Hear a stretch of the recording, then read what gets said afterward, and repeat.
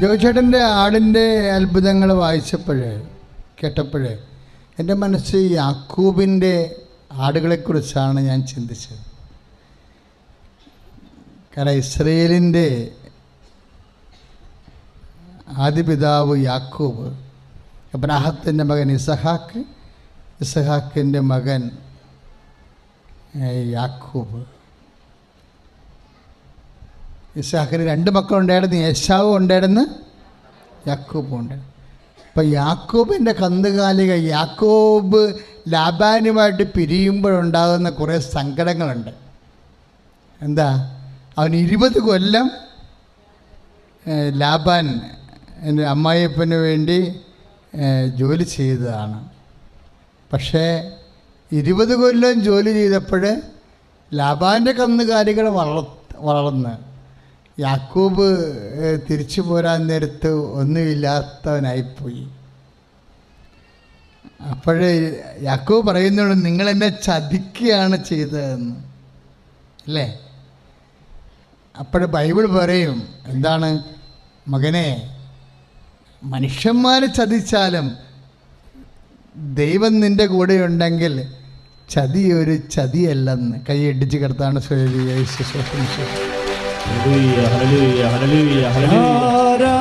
കരങ്ങൾ വീശിക്കൊണ്ട് കൈകൾ വീശി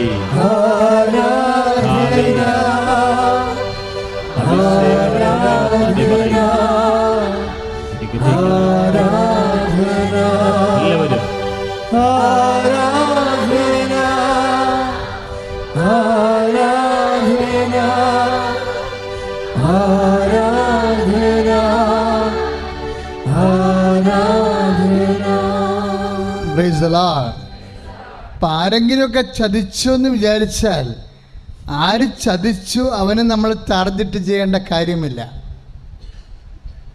വിശ്വാസി കേൾക്കുന്നുണ്ടോ? നിന്നെ ഓഫീസിൽ ചതിക്കാം, നിൻ്റെ സഹോദരങ്ങൾ ചതിക്കാം, നിനക്ക് കിട്ടേണ്ട ഓഹരി തട്ടിയെടുക്കാം.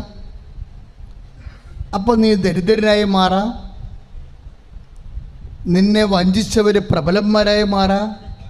അപ്പോൾ നിനക്ക് അവരോട് കടുത്ത വൈരാഗ്യം തോന്നാം, മത്സരം തോന്നാം. നിൻ്റെ ജീവിതം തന്നെ എന്തെങ്കിലും കാലത്ത് അവരെ ഒതുക്കണമെന്നുള്ള ലക്ഷ്യം വെക്കാം. ഇങ്ങനെ വരച്ചിട്ട പരിപാടികളെല്ലാം റദ്ദ് ചെയ്യാൻ കർത്താവ് ആവശ്യപ്പെടുന്നു. സ്തുതിക്കട്ടെ, ഹല്ലേലൂയ.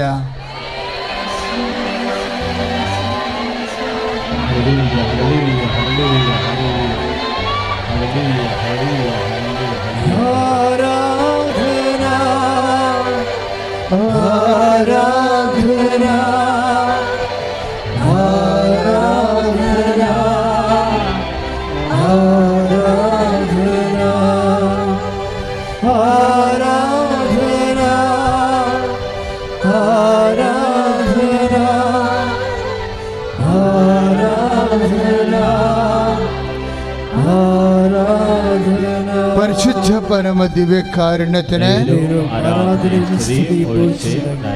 അപ്പോഴൊന്ന് പ്രാർത്ഥിക്കുക. ആരെങ്കിലും നിങ്ങളെ ചതിച്ചു, നിങ്ങളുടെ ജോലി തട്ടിയെടുത്തു, നിങ്ങളുടെ വസ്തു തട്ടിയെടുത്തു, നീ കല്യാണം കഴിക്കാനുള്ള ജീവിത പങ്കാളിയെ തട്ടിയെടുത്തെന്ന് വിചാരിച്ചോ? That can be also happen. അങ്ങനെ സംഭവിക്കാം. നീ ഏതെങ്കിലും വിധത്തിൽ വിവാഹം കഴിക്കണമെന്ന് ആഗ്രഹിച്ചിരുന്ന വ്യക്തികളെ വേറെ ആൾക്കാർ വിവാഹം കഴിച്ചുകൊണ്ട് പോകാം. അപ്പം നീ വിചാരിക്കുക, ഇനി എനിക്ക് കെട്ടുകയേ വേണ്ടെന്ന് പറഞ്ഞുകൊണ്ട് നീ ദൈവത്തോട് മത്സരിച്ച് നിൽക്കുകയാണ്. അതെല്ലാം നീ അവസാനിപ്പിക്കാൻ കർത്താവ് ആവശ്യപ്പെടുകയാണ്. ശ്രുതികട ഹല്ലേലൂയ. ജീവിതത്തിൽ എന്ത് ചെയ്യണമെന്നറിയാതെ വിഷമിക്കുന്നവരെ, ചിന്തിക്കുന്നവരെ എല്ലാവരെയും സ്പർശിക്കണമേ. ആരാധന ആരാധന എന്നെ കൈപിടിച്ച് സ്നേഹിക്കുക. Hallelujah, hallelujah. എന്നെ കൈപിടിച്ച് ഹല്ലേലൂയ. കൈകളിൽ താങ്ങുന്ന സ്നേഹം. ഹല്ലേലൂയ. യേശുവേ ആരാധന. കരങ്ങളടിച്ചുകൊണ്ട് പരിശുദ്ധ പരമ ദിവ്യകാരുണ്യത്തിന് നേരവും ആരാധനയും സ്തുതിയും ഉണ്ടായിരിക്കട്ടെ. പരിശുദ്ധ പരമ ദിവ്യകാരുണ്യത്തിന് നേരവും ആരാധനയും സ്തുതിയും ഉണ്ടായിരിക്കട്ടെ. പരിശുദ്ധ പരമ ദിവ്യകാരുണ്യത്തിന് നേരവും ആരാധനയും സ്തുതിയും ഉണ്ടായിരിക്കട്ടെ. Praise the Lord. Praise the Lord. Hallelujah. Hallelujah.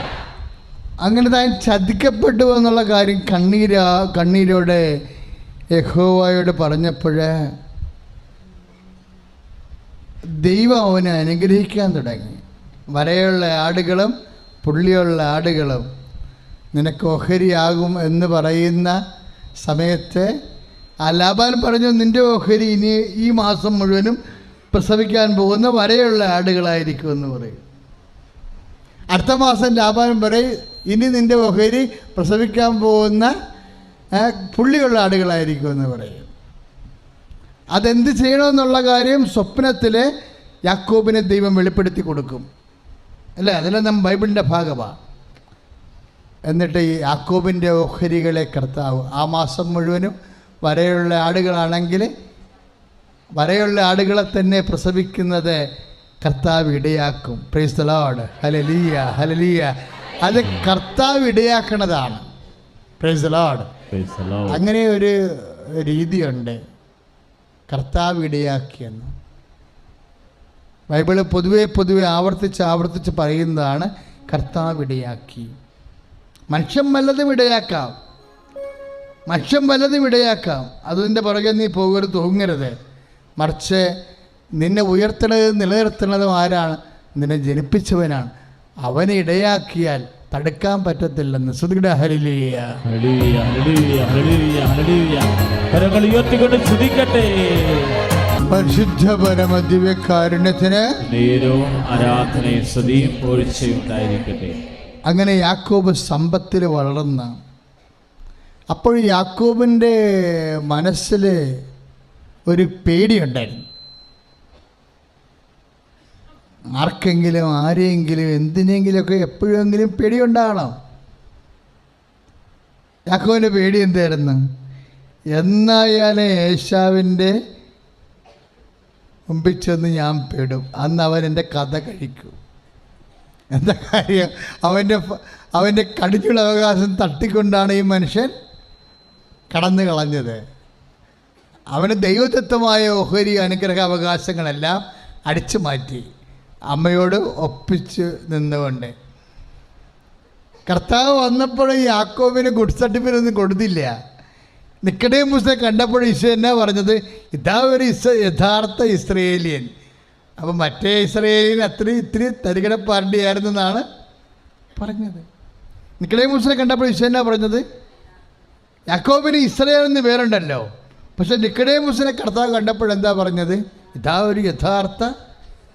അപ്പം മറ്റേ ആൾ ഡ്യൂപ്ലിക്കേറ്റ് ആണെന്നാണ് പറഞ്ഞുകൊണ്ട് വന്നത്. കാര്യം ഈ ഡ്യൂപ്ലിക്കേറ്റ് കുറേ കയ്യിലുള്ളെങ്കിലേ ദൈവം എന്നും ഡ്യൂപ്ലിക്കേറ്റായിട്ട് തന്നെ കരുതും. അവൻ ഏത് വലിയ ആളായാലും ശരി. അത് നമ്മളെപ്പോൾ ഓർക്കണം.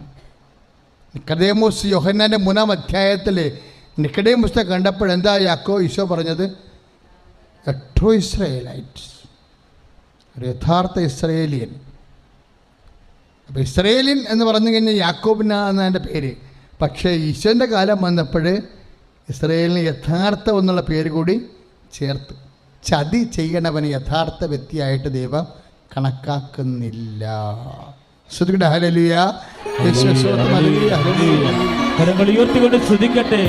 ഈ കൽപ്പനകളുടെ എല്ലാത്തിൻ്റെ സ്പിരിറ്റ് അതാണ്. ഉടമ്പടി നിബന്ധനകളില്ലേ ഇല്ലേ? ഈ നിബന്ധനകളെല്ലാം എവിടുന്ന് വന്നതാണ്? കർത്താവിൻ്റെ കൽപ്പനകളിൽ നിന്ന് വന്നിട്ടുള്ളതാണ്. ചതിക്കരുത് എന്നല്ലേ യാക്കോബിനെ കാണുമ്പോൾ, നിക്കോദേമോസിനെ കാണുമ്പോൾ യോഹന്നാൻ്റെ 3-ാം അധ്യായത്തിൽ ഇതാ ഒരു യഥാർത്ഥ ഇസ്രായേലിയൻ എന്ന് പറയണത്. എൻ്റെ അർത്ഥം എന്താണ്? ചതിക്കരുത്, മോഷ്ടിക്കരുത്, കള്ളസാക്ഷ്യം നൽകരുത്, അന്യൻ്റെ വസ്തു മോഹിക്കരുത്, ഹസ്ബൻഡിനെയോ വൈഫിനെയോ മോഹിക്കരുത്. ഇങ്ങനെ കുറേ അരുതായ്മകൾ കർത്താവ് നൽകുന്നതിൻ്റെ പിന്നിൽ എന്താണ് അതിൻ്റെ spirit? What is the spirit of the commandment? എന്താണത്? നീ അങ്ങനെ ഉണ്ടാക്കുന്നതിനേക്കാൾ 10 ഇരട്ടി തരാൻ എനിക്ക് കഴിയും. അതാണ് സംഭവം. ചതിച്ചുണ്ടാക്കുന്നതിനേക്കാൾ, മോഷ്ടിച്ചുണ്ടാക്കുന്നതിനേക്കാൾ, മറ്റ് പല മാർഗങ്ങളിലൂടെ ആത്മാവിനെ പണയം വെച്ചുണ്ടാക്കുന്നതിനേക്കാൾ ഇരട്ടി തരാൻ എനിക്ക് കഴിയും. You depend on me. എന്നിൽ ആശ്രയിക്കാൻ കൈ അടിച്ചു കിടത്താണ്.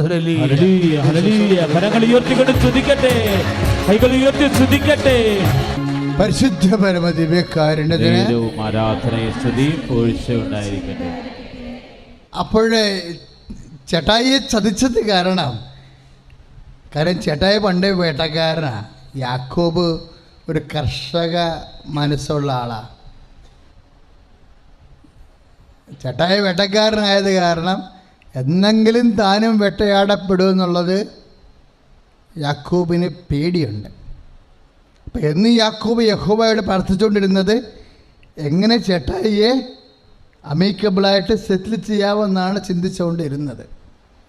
അങ്ങനെ സ്നേഹപൂർവ്വം ചേട്ടായിയെ സൗഹൃദത്തിലേക്ക് കൊണ്ടുവരാൻ പറ്റും എന്നാണ് യാക്കോബ് ചിന്തിച്ചുകൊണ്ടിരുന്നത്.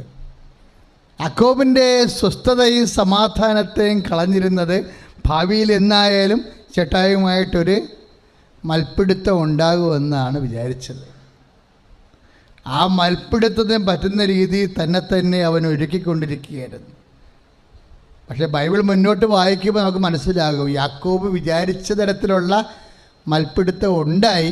പക്ഷെ ഉണ്ടായത് ചേട്ടായിയുമായിട്ടല്ല, യഥാർത്ഥ ദൈവവുമായിട്ടാണ്. ശ്രുതികട ഹല്ലേലൂയ.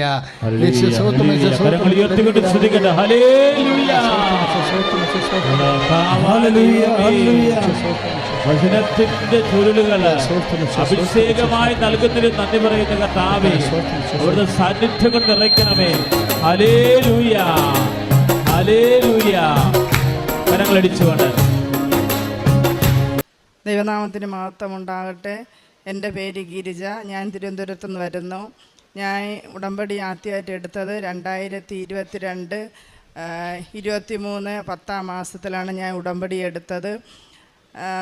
ഉടമ്പടി എടുത്ത് എനിക്ക് അന്ന് മുതൽ സന്തോഷവും കാര്യങ്ങളും. മാതാവ് ആദ്യത്തെ ദിവസം തന്നെ ഞാൻ ഉടമ്പടി എടുത്തു. പിറ്റേ ദിവസം രാവിലെ ഞാൻ എന്നും ഉടമ്പടി എടുക്കുന്നതിന് മുമ്പ് ഞാൻ 4 മണിക്ക് ഞാൻ എണീറ്റ് വീട് തൂത്തുവാരി തുടച്ചിട്ട് ഞാൻ പ്രാർത്ഥനയ്ക്ക് ഇരിക്കുകയുള്ളൂ.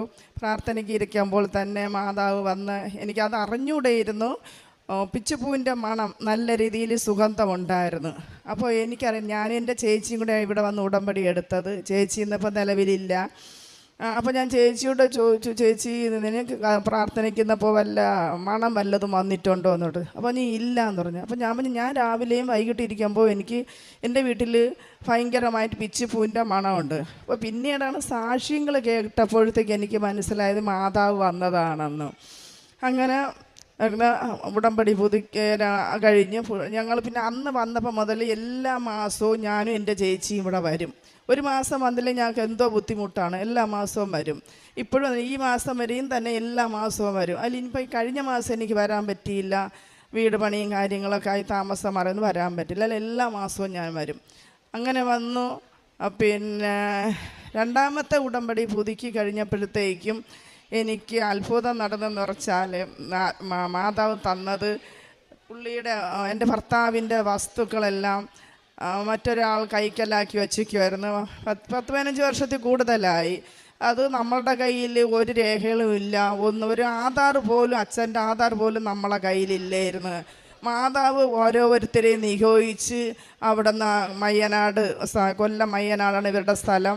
അവിടുന്ന് 80 സെൻറ്റ് സ്ഥലം എൻ്റെ പേരിൽ, ഞങ്ങളെ പേരിലേക്ക് എഴുതാൻ പറ്റി. അത് ഞങ്ങളെ പേരിലേക്കാക്കി. അതുപോലെ ഓരോ അനുഗ്രഹങ്ങളും മാതാവ് ഞങ്ങൾക്ക് തന്ന അത്ഭുതങ്ങൾ കണ്ട എത്ര നന്ദി പറഞ്ഞാലും മതി വരില്ല. അതുപോലെ നേരത്തെ ഞാനിവിടെ ഒരു സാക്ഷ്യം പറഞ്ഞിട്ടുണ്ട്.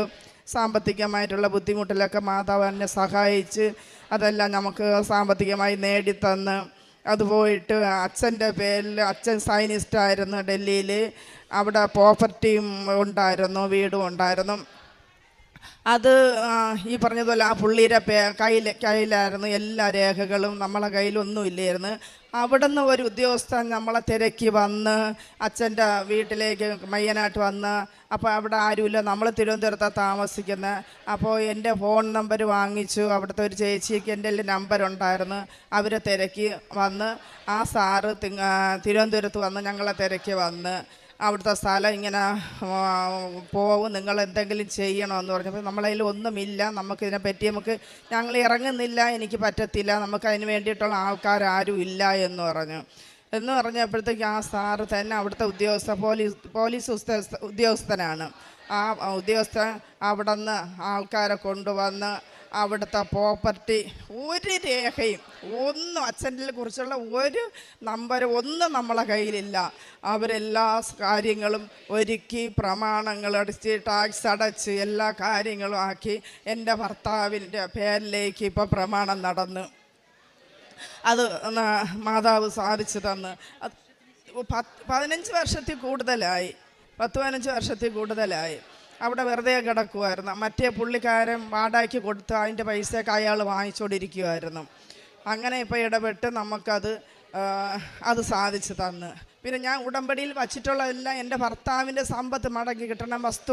ഇനിയുണ്ട്, വസ്തുക്കൾ ഒരുപാടുണ്ട്, അതൊക്കെ ഇനി നേടി, അതൊക്കെ ഓരോന്ന് എഴുതിക്കൊണ്ടിരിക്കണം. ഓരോരുത്തരെ നിയോഗിച്ച് ആൾക്കാർ വന്ന് നമുക്കെല്ലാം അത് ഓരോന്ന് നടത്തിക്കൊണ്ടിരിക്കുക മാതാവ്. 100% അതെല്ലാം നടക്കുമെന്നുള്ള വിശ്വാസവും നമുക്കുണ്ട്.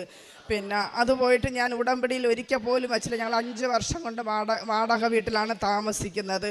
മാതാവ് എനിക്കൊരു വീട് വയ്ക്കാനായിട്ട് മാതാവ് സഹായിച്ച് ഇരുന്ന കുറച്ച് പൈസ കയ്യിലുണ്ടായിരുന്നു. അത് തീരാറായപ്പോഴത്തേക്കും മാതാവ് നമ്മളെ ആ സ്വപ്നത്തിൽ പോലും വിചാരിച്ചില്ല ഒരു ലോൺ എടുക്കണമെന്ന്. ഫെഡറൽ ബാങ്കിൽ നിന്ന് ഇങ്ങോട്ട് വിളിച്ച് നിങ്ങൾക്ക് ലോൺ വേണമെങ്കിൽ എടുക്കാം, നിങ്ങൾക്ക് ലോൺ എടുക്കാനുള്ള സാക്ഷനായിട്ടുണ്ട്, എടുക്കാമെന്ന് പറഞ്ഞ് ഇങ്ങോട്ട് വിളിച്ച് ഒരു രേഖയും വേണ്ട, ഒന്നും വേണ്ട, ആധാർ മാത്രം മതി എന്ന് പറഞ്ഞുകൊണ്ട് ലോൺ 4 ലക്ഷം രൂപ എനിക്ക് ലോണായി തന്ന് എൻ്റെ വീട് പൂർത്തിയായി, താമസമായി. അതേപോലെ നടന്ന അനുഗ്രഹങ്ങളെന്ന് പറഞ്ഞാൽ ചെറുതും വലുതായിട്ട് നടത്തുന്ന ദിനങ്ങളെ ഓർത്ത് എത്ര നന്ദി പറഞ്ഞാലും മതിയില്ല. എന്ത് കാര്യം ഞാൻ ആഗ്രഹിക്കുന്നു, വലുതാകട്ടെ ചെറുതാകട്ടെ, ആരുടെയും മുമ്പിൽ കൈ നീട്ടാതെ മാതാവ് എൻ്റെ മുമ്പിൽ കൊണ്ടെത്തിച്ചു തരും. എന്ത് കാര്യമായിരുന്നാലും ശരി തന്നെ, ആരുടെയും മുമ്പിൽ എനിക്ക് കണ്ണുനീരൊഴിക്കേണ്ടി വന്നിട്ടില്ല. ഒരുപാട് ഞാൻ കഷ്ടപ്പെട്ട് വന്നവളാണ്. ഞാനൊരു വീട്ടു ജോലിക്ക് പോയിക്കൊണ്ടിരുന്നവളാണ്. അവിടെ നിന്ന് ദൈവം എന്നെ വെളിയിലോട്ട് മസ്കറ്റിലേക്ക് പോയി. മസ്കറ്റിൽ പോയിട്ട് വന്നതിനൊക്കെയാണ് വിവാഹം വേണ്ടാന്നും പറഞ്ഞുകൊണ്ട് നടന്ന് എന്നെ ഈ മനുഷ്യനിലേക്ക് കൊണ്ടെത്തിച്ചത്. ഇതൊരു പാവപ്പെട്ട ഒരു മനുഷ്യനാണ്, ആരുമില്ല, അത്ര സുഖമില്ലാത്ത ഒരാളും കൂടെയാണ്. അപ്പോൾ അത് വെച്ച് എല്ലാവരും ആ മനുഷ്യനെ ദ്രോഹിക്കും. അച്ഛനില്ല, അമ്മയില്ല, എല്ലാവരും നഷ്ടപ്പെട്ട്, ബന്ധുക്കളാരും സഹകരിക്കത്തില്ല, അങ്ങനെയൊക്കെയുള്ളു. പക്ഷേ എൻ്റെ ദൈവം ഈ മനുഷ്യനെ നോക്കാൻ വേണ്ടിയിട്ടായിരിക്കും ദൈവം എന്നെ നിയോഗിച്ചത്. എത്രയും വേണ്ടാന്ന് പറഞ്ഞിട്ട് നല്ല നല്ല കാര്യങ്ങൾ വന്നിട്ടും വേണ്ടാന്ന് പറഞ്ഞ് നടന്ന എന്നെ ഈ മനുഷ്യനെ രക്ഷിക്കാൻ വേണ്ടിയിട്ടായിരിക്കും ദൈവം എന്നെ കൂട്ടിച്ചേർത്തത്. ഞാൻ 15 വർഷമായി എൻ്റെ കർത്താവിനെ അറിയാൻ തുടങ്ങിയിട്ട് അന്ന് മുതൽ ഇന്ന് വരെ എനിക്ക് തിരിഞ്ഞു നോക്കേണ്ടി വന്നിട്ടില്ല. എൻ്റെ കുടുംബത്തെ ഞങ്ങൾ 6 സഹോദരങ്ങളിൽ 5 പേരിലും നല്ലവളായി നല്ല രീതിയിൽ അനുഗ്രഹിക്കപ്പെട്ട് ജീവിക്കുന്ന ഞാൻ മാത്രമേ ഉള്ളൂ. നല്ല രീതിയിൽ നടക്കുന്നത്. ഇപ്പോൾ 3 വർഷം കൊണ്ട് ഞാനിവിടെ മാതാവിനെ അറിയാൻ തുടങ്ങി. ഈശോ കാരണം എനിക്ക് മാതാവിനെ അറിയാൻ തന്ന് അന്ന് മുതൽ ഇന്ന് വരെ നടത്തുന്ന ദിനങ്ങളെ ഓർത്ത് നന്ദിയോടെ സ്തുതിക്കുന്നു, സ്തോത്രം ചെയ്യുന്നു. എത്ര നന്ദി പറഞ്ഞാലും മതി വരില്ല. പിന്നെ എൻ്റെ അമ്മ കിടപ്പ് രോഗിയാണ്. അമ്മ കിടപ്പ് വെച്ചാൽ അമ്മ വീണ് അമ്മയുടെ ഇടുപ്പിലെ എല്ല് പൊട്ടിപ്പോയി, ഓപ്പറേഷൻ ചെയ്യാൻ പറ്റത്തില്ല. ഞാൻ 3 പ്രാവശ്യം 3 ഡോക്ടറെ കൊണ്ട് കാണിച്ചിട്ടും അവർ ഓപ്പറേഷൻ ചെയ്യത്തില്ല, വയസ്സായതുകൊണ്ട്. പിന്നെ കിടപ്പ് ആയപ്പോഴത്തേക്കും ഇവിടെ ബാക്കിലൊക്കെ പൊട്ടി മുറിവ് വന്ന് ശരിക്കും അങ്ങ് അനുഭവിച്ച് കാലിൽ മുറിവ് വന്ന് അപ്പോഴേക്കും ആശുപത്രി കൊണ്ടുപോയിട്ടും മരുന്നൊന്നും തേച്ചിട്ടൊന്നും ഒരു കുറവുമില്ല. പിന്നെ ഞാൻ നേർച്ച വസ്തുക്കൾ കൊടുത്ത് തൈലം പുരട്ടി പൂർണ്ണമായി സൗഖ്യത്തോടെ അമ്മ ഇന്നും കിടക്കുന്നു. അമ്മയ്ക്ക് യാതൊരു കുഴപ്പമില്ല. പിന്നെ അമ്മയ്ക്ക് ഈ അസുഖം വീണതിന് ശേഷം ജന്നി വരും, ഇടയ്ക്കിടയ്ക്ക് ഇങ്ങനെ ജന്നി വരും. ജന്നി വരുമ്പോൾ ഞാൻ പിന്നെ വിശ്വാസ പ്രമാണം ചൊല്ലി ഞാൻ ഉടമ്പടി തൈലം പൂശി കൊടുക്കും, ഉപ്പ് തേനും ഒക്കെ വായിൽ കൊടുക്കും. ഒക്കെ ആയിട്ട് അമ്മയ്ക്ക് ഇപ്പം വേറെ ഒരു കുഴപ്പവുമില്ല. കിടപ്പാണെങ്കിലും വേറെ അസുഖങ്ങളൊന്നുമില്ല. അമ്മയെ സൗഖ്യത്തോടെ അനുഗ്രഹത്തോടെ അമ്മയെ ഇരിക്കുന്നു. ആയുസ്സും ആരോഗ്യവും കൊടുത്ത് നല്ല ബലപ്പെടുത്ത് അമ്മയും കിടക്കുന്നുണ്ട്. എനിക്കും ഇടയ്ക്ക് ബുദ്ധിമുട്ടുകളൊക്കെ വരുമ്പോഴത്തേക്ക് നേർച്ച വസ്തുക്കൾ ഞാൻ ഉപയോഗിക്കും പൂർണ്ണമായി. ഇങ്ങനെ ഞാൻ കിടന്നപ്പോൾ ഇതേപോലെ എൻ്റെ ഈ കൈ ഇടത് കൈ ഇങ്ങനെ സ്തംഭിക്കും പോലെ എനിക്കങ്ങ് തോന്നി. BP ഉണ്ട്, ഇപ്പം BP ഷുഗറും ഒക്കെ ഉണ്ട്. അങ്ങനെ തേച്ച് എണീറ്റ് ഞാൻ പെട്ടെന്ന് ഉടമ്പടി തൈലം എടുത്തും കൊണ്ടുവന്ന് കയ്യിൽ വിശ്വാസ പ്രമാണം ചൊല്ലി കയ്യിൽ തൈലം പൂശി ഒരു മിനിറ്റ് ആവുന്നതായിരിക്കും എൻ്റെ കൈ നല്ല നോർമലായി പൂർണ്ണമായി സൗഖ്യം വന്ന്. കാരുണ്യ പ്രവൃത്തി എന്ന് പറയുന്നത് ഞാൻ ക്യാൻസർ രോഗികൾക്ക് ഫുഡ് കൊണ്ടുവന്ന് കൊടുക്കുകയും ഹോസ്പിറ്റലിൽ കൊണ്ടുവന്ന ഒരു കിടപ്പ് രോഗികൾക്ക് ഫുഡ് കൊണ്ടുവന്ന് കൊടുക്കുകയും ചെയ്യും. ഇപ്പം തന്നെ ഈ ക്രിസ്മസിൽ തന്നെ 101 പേർക്ക് നമ്മൾ 3-4 പേര് കൂടി ഫുഡ് കൊണ്ടുവന്ന് കൊടുത്ത്. പിന്നെ പത്രം എന്ന് പറയുന്നത് പത്രം കൊണ്ടുവന്ന് ഞാൻ ഹോസ്പിറ്റലിൽ ഓരോരുത്തർക്കും കൊടുക്കണമെന്ന് വെച്ചാൽ ഞാൻ എല്ലാവർക്കും പറയും. എനിക്ക് കിട്ടിയ അനുഗ്രഹങ്ങളെല്ലാം പറഞ്ഞിട്ടാണ് ഞാൻ കൊടുക്കുന്നത്. അല്ല ചുമ്മാ കൊണ്ടുവന്ന് ഒരാളെ കയ്യിൽ കൊടുത്തിട്ട് ഞാൻ പോകുന്നതല്ല. ഞാൻ കൊടുത്ത് നിങ്ങൾ വായിച്ച് നോക്കണം. വായിച്ച് നോക്കിയിട്ട് നിങ്ങൾക്ക് പറ്റുന്നെങ്കിൽ നിങ്ങൾ ഒരു ദിവസമെങ്കിലും പോവാൻ ശ്രമിക്കണം. അനുഗ്രഹം പോയി വാങ്ങിക്കണം എന്ന് പറയും. എനിക്ക് തന്ന അനുഗ്രഹങ്ങളെല്ലാം ഞാൻ അവരോടൊക്കെ ഞാൻ പറയും. പിന്നെ എല്ലാത്തിനും മാതാവിനും ഈശോയ്ക്കും 1000 നന്ദി. എത്ര നന്ദി പറഞ്ഞാലും മതി വരില്ല. ഓരോ ദിവസം നടത്തണം. ഇന്ന് എനിക്കിവിടെ വരാൻ പറ്റുമെന്ന് ഞാൻ ആഗ്രഹിച്ചില്ല. ഒരാഴ്ച കൊണ്ട് ഞാൻ വരണമെന്ന് വിചാരിച്ചു. പക്ഷേ എനിക്ക് പനി പിടിച്ചിട്ട് ചുമ സൗണ്ടൊന്നും ഇല്ലായിരുന്നു. ഭയങ്കരമായിട്ട് സൗണ്ടൊക്കെ അടഞ്ഞ് ഇന്നലെ ഞാൻ ഉപവാസത്തോടെ ഇരുന്ന്, ബുധനാഴ്ചയല്ലേ ഞാൻ ഉപവാസത്തോടെ ഇരുന്ന്, മാതാവേ എനിക്കിന്ന് ഇവിടെ വരണം, ഇവിടെ വന്ന് എനിക്ക് ഉടമ്പടി പുതുക്കണം, എനിക്ക് ഉടമ്പടി പുതുക്കേണ്ട ഡേറ്റ് കഴിഞ്ഞ് വരണമെന്ന് പറഞ്ഞ് എനിക്കിന്ന് ഒരു കുഴപ്പവും ഇല്ലാതെ ഇന്നലെ രാത്രി ഞാൻ രാവിലെ എണീറ്റ് എനിക്കിവിടെ വരാൻ സാധിച്ചു. അതിനൊക്കെ 1000 നന്ദി. പിന്നെ എപ്പോഴും ഓരോരുത്തർ സാക്ഷ്യം പറയുമ്പോൾ മാതാവ് അങ്ങനെ വന്നു, മാതാവ് ഇത് ചെയ്തു, അങ്ങനെ കണ്ടു എന്നൊക്കെ പറയുമ്പോഴത്തേക്കും അപ്പോഴും ഞാൻ ഒരു ദിവസം ഉച്ചയ്ക്ക് കിടക്കുമ്പോഴാണ് ഞാൻ ഈ സാക്ഷ്യങ്ങളൊക്കെ കേൾക്കുന്നത്. അപ്പം ഞാനിട്ട് എന്ത് മാതാവേ എന്നോട് പിണക്കോ, എൻ്റെ അടുത്ത് എന്ത് മാതാവ് വരാത്തത്, എനിക്കിതുവരെ മാതാവ് എന്നെ നേരിൽ കണ്ടിട്ടില്ലല്ലോ എന്ന് പറഞ്ഞാൽ വിശ്വസിക്കത്തില്ല. അന്ന് ആ സമയത്ത് ഞാൻ സാക്ഷ്യങ്ങൾ കണ്ട് ഉറങ്ങിയപ്പോഴത്തേക്കും മാതാവ് ഇതേപോലെ ഈ സിൽവർ വേഷത്തിൽ മാതാവും കുറേ പ്രാവുകളും ഇങ്ങനെ അങ്ങോട്ടും ഇങ്ങോട്ടും എൻ്റെ നടയിൽ ഇങ്ങനെ നടക്കണതായിട്ട് ഞാൻ കണ്ട്. ഇതിൽ കൂടുതൽ എന്തോ വേണം മാതാവ് നടത്തുന്ന വിധങ്ങളെ ഓർത്ത് നേരിട്ട് കാണുകയും. ഇപ്പം തന്നെ ഞാൻ ഇവിടെ ഇരുന്നുകൊണ്ട് അവിടെ ഇരുന്നുകൊണ്ട് ഉടമ്പടി പുതുക്കാൻ പോയപ്പോഴും ഞാൻ പറഞ്ഞു, മാതാവേ ഇതെൻ്റെ 7ാമത്തെ ഉടമ്പടി പുതുക്കണതാണ്. ഇന്ന് വരെ മാതാവിനെ എനിക്ക് എൻ്റെ കയ്യിൽ കിട്ടിയിട്ടില്ല. എന്ത് പറയാൻ, ആ നിമിഷം ആഗ്രഹിച്ച ആ നിമിഷം തന്നെ മാതാവിനെ എൻ്റെ കയ്യിൽ കിട്ടി. മാതാവിനെയും കൊണ്ട് നടന്ന് എനിക്കിവിടെ ഉടമ്പടി പുതുക്കാൻ വേണ്ടി വന്ന്. ഇതിൽ കൂടുതൽ എനിക്കൊന്നും വേണ്ട. ഞാൻ എന്താഗ്രഹിക്കുന്നു, എന്ത് വിചാരിക്കുന്നു, എൻ്റെ മാതാവ് അവിടെ കൊണ്ട് എത്തിച്ചു തരും. ഏത് കാര്യമായിക്കോട്ടെ, പണമായാലും വേറെ എന്ത് സാധനം, എന്ത് കൂടിയ സാധനം വാങ്ങിക്കണമെന്ന് പറഞ്ഞാലും എനിക്ക് ആ നിമിഷം എൻ്റെ ദൈവം, എൻ്റെ മാതാവ് ഈശോയും കൂടെ എനിക്ക് വാങ്ങിച്ചു തരും. അതിനൊക്കെ എനിക്ക് എങ്ങനെ നന്ദി പറയണമെന്ന് എനിക്ക് അറിഞ്ഞുകൂടാ. പിന്നെ എന്നെക്കൊണ്ട് കഴിയുന്ന രീതിയിൽ പൈസ ആയിട്ടായിരുന്നാലും ആളായിട്ടായിരുന്നാലും എന്നെക്കൊണ്ട് കഴിയുന്ന രീതിയിൽ ഞാൻ സഹായിക്കും. ആർക്കായിരുന്നാലും എന്തായാലും സഹായിക്കും. അതിനൊക്കെ ഞാൻ ഒരു മടിയും കാണിക്കത്തില്ല. എല്ലാവർക്കും ഞാൻ എല്ലാം കൊടുക്കും. എൻ്റെ ഉണ്ടെങ്കിൽ ഞാൻ എല്ലാവർക്കും കൊടുക്കും. ആർക്കായിരുന്നു, വെളിയിലായിരുന്നാലും വീട്ടിലുള്ളവർക്കായിരുന്നാലും ഞാൻ എല്ലാം ചെയ്യും. അതിനനുസരിച്ച് എനിക്ക് മാതാവ് തന്നുകൊണ്ടിരിക്കുന്നു. ഇനിയും കുറേ എൻ്റെ ഭർത്താവിൻ്റെ കാര്യങ്ങളും എനിക്ക് ഒരുപാട് കിട്ടാനുണ്ട്. അതിന് വേണ്ടിയൊക്കെ പ്രവർത്തിച്ചുകൊണ്ടിരിക്കുന്ന അതെല്ലാം എനിക്ക് മാതാവും ഈശോയും കൂടെ സാധിച്ചു തരും എന്നുള്ള വിശ്വാസവും എനിക്കുണ്ട്. ഇത്രയും പറഞ്ഞ് എൻ്റെ സാക്ഷ്യം നിർത്തുന്നു. ഞാൻ ജാൻസി ജോർജ്, കോട്ടയം ജില്ലയിൽ നിന്നും വരുന്നു. എൻ്റെ യാത്രാ സൗകര്യം തീരെ കുറവായ സ്ഥലമാണ് എൻ്റേത്. ഈശോയുടെയും മാതാവിൻ്റെ അത്ഭുതകരമായ ശക്തമായ സംരക്ഷണത്തിൻ്റെ ഫലമായിട്ടാണ് ഞാനിവിടെ വരുന്നത്. അതുപോലെ 2019 മാർച്ച് 27-ാം തീയതിയാണ് ഞാൻ ആദ്യമായിട്ട് ഉടമ്പടി എടുത്തത്. എൻ്റെ അൽത്താരയിൽ കയറിയുള്ള 2ാമത്തെ സാക്ഷ്യമാണിത്. 16ാമത്തെ പുതുക്കൽ കഴിഞ്ഞു. അതുപോലെ ഞാൻ ആഗ്രഹിക്കാത്തതും പ്രതീക്ഷിക്കാത്തതുമായ കാര്യങ്ങളാണ് മാധവ് എനിക്ക് ചെയ്തു തരുന്നത്.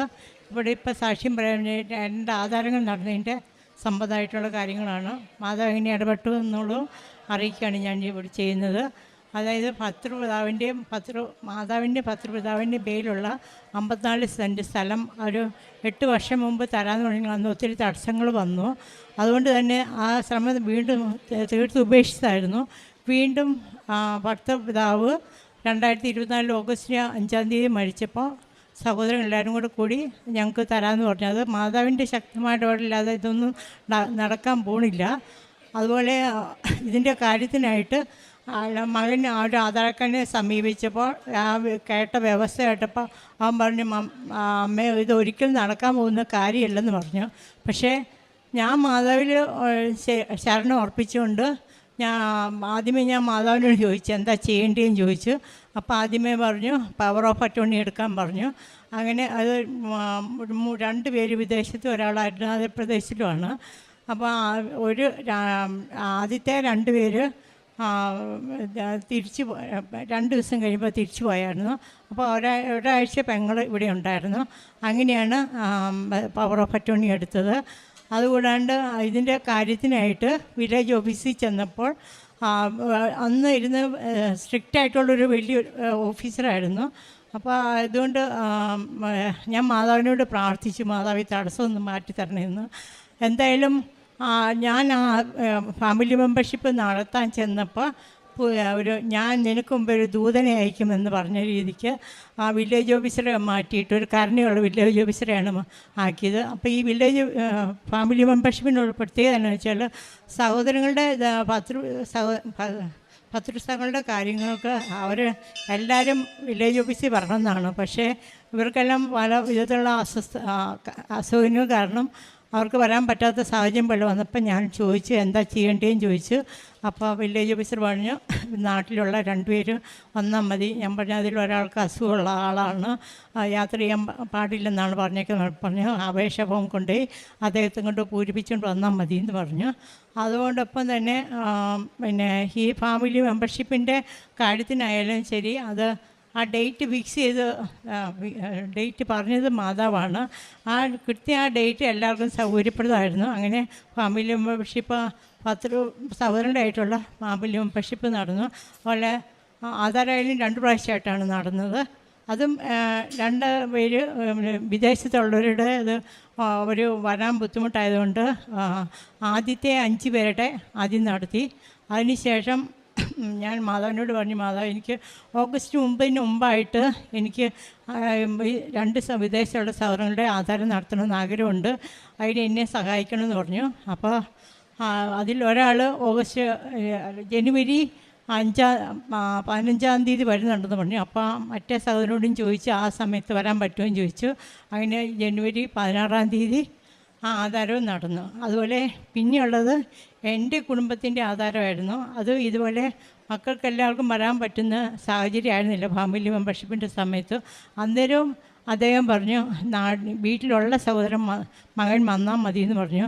അങ്ങനെയാണ് അത് ആ ആധാരം നടന്നത്. അതുപോലെ ഈ ആധാരത്തിന് മുമ്പായിട്ട് ഒരു തണ്ടപ്പേർ അക്കൗണ്ടെന്ന് പറഞ്ഞൊരു പരിപാടിയുണ്ട്. അത് ചെന്നപ്പോൾ ബുക്കിനകത്ത് പിന്നെ ആധാരത്തിൻ്റെ കടബാധ്യത 2019 എഴുതിയിട്ടുണ്ട്. അതുപോലെ ബാങ്കിൻ്റെ ബ്രാഞ്ച് എഴുതിയിട്ടുണ്ടായിരുന്നു. പക്ഷേ അവിടെ ചെന്നപ്പോഴത്തേക്കും അത് ഞങ്ങളുടെ ഭർത്താവിൻ്റെ പാസ്ബുക്ക് ഇല്ലായിരുന്നു. പക്ഷേ അവിടെ ചെന്ന് കഴിയുമ്പം ഇവർ പാസ്ബുക്ക് വേണമെന്ന് നിർബന്ധം പിടിച്ചു. എന്തായാലും അവിടെ മാതാവ് കയറി ശക്തമായിട്ടുള്ള ഇടപെടൽ നടന്നുകൊണ്ടാണ് അവർ ആധാരത്തിൻ്റെ 2 ദിവസം മുമ്പേ ആ ആധാരവും നടന്നത്. അതുപോലെ പിന്നെ ഞാൻ ആഗ്രഹിക്കാത്തമായ ഒരുപാട് കാര്യങ്ങൾ മാതാവ് എനിക്ക് ചെയ്തു. പിന്നെ പ്രേക്ഷിത പ്രവർത്തനം എന്ന് വെച്ചാൽ പ്രേക്ഷിത പ്രവർത്തനം ഞാൻ ബസ്സിലും പത്രം പ്രാർത്ഥിച്ചു കൊടുക്കുന്നത് ബസ്സിലും കവലകളിലും സ്ഥാപനങ്ങളിലുമാണ്. അതുപോലെ ഹിന്ദു മേഖലകളിൽ പത്രം കൊടുത്തതിൻ്റെ ഫലമായിട്ട് ഹിന്ദുക്കളായിട്ടുള്ളവർ ഒത്തിരി പേര് വന്നിവിടെ ഉടമ്പടി എടുത്തെന്ന് എന്നോട് പറഞ്ഞു. അതുപോലെ കുറഞ്ഞൊരു 100 പേരെങ്കിലും വന്നിവിടെ വന്ന് ഉടമ്പടി എടുത്തിട്ടുണ്ട്. അതുപോലെ കാരുണ്യ പ്രവൃത്തികൾ എനിക്ക് ഹെബ്രായർ 13:16 വചനം അനുസരിച്ചാണ് ഞാൻ ചെയ്യുന്നത്. നന്മ ചെയ്യുന്നതിൽ നിങ്ങൾക്കുള്ള പങ്കുവയ്ക്കരുത്, ഉപേക്ഷപ്പെടുത്തരുത്. അത്തരം ബലികൾ അത്തരം ബലികൾ ദൈവത്തിന് പ്രീതികരമാണ്. അപ്പോൾ എനിക്കുള്ളത് ഞാൻ പങ്കുവയ്ക്കുകയാണ് ചെയ്തത് മറ്റുള്ളവരായിട്ട്. അതുപോലെ ചാരിറ്റബിൾ ട്രസ്റ്റ് പള്ളിയിൽ നിന്ന് ചാരിറ്റബിൾ ട്രസ്റ്റിന് കൊണ്ടുപോയി കൊടുക്കാൻ പോകുന്ന കൂട്ടത്തിൽ ഞാൻ ഭക്ഷ്യവസ്തുക്കൾ, വസ്ത്രങ്ങൾ എല്ലാം കൊടുത്തു വിടും. അതുപോലെ പാവങ്ങളായിട്ടുള്ളവരുടെ വീട്ടിലേക്ക് കടന്നു ചെന്ന് അവർക്ക് ആവശ്യമുള്ള കാശും എന്താ ചെയ്യേണ്ടത്, പിന്നെ ഭക്ഷണമെങ്കിൽ ഭക്ഷണം, വസ്ത്രങ്ങളൊക്കെ ഞാൻ പങ്ക് കൊടുക്കാറുണ്ട്. അതുപോലെ നമുക്ക് കാശും ആയിട്ട് മാത്രമല്ല, നമുക്ക് നമ്മൾ പഞ്ചേന്ദ്രിയങ്ങളിൽപ്പെട്ട പിന്നെ പ്രധാനമായിട്ടും കാത്, കണ്ണ്, നാക്കുകൊണ്ട് നമുക്ക് മറ്റുള്ളവരെ സഹായിക്കാൻ പറ്റും. നല്ലത് കാണുകയും കേൾക്കുകയും ചെയ്യുന്ന അത് മറ്റുള്ളവർക്ക് പ്രയോജനപ്രദമായ കാര്യങ്ങൾ അവരെ അറിയിക്കാമെന്ന് വെച്ചാൽ ഏറ്റവും നല്ലൊരു കാര്യമാണ്.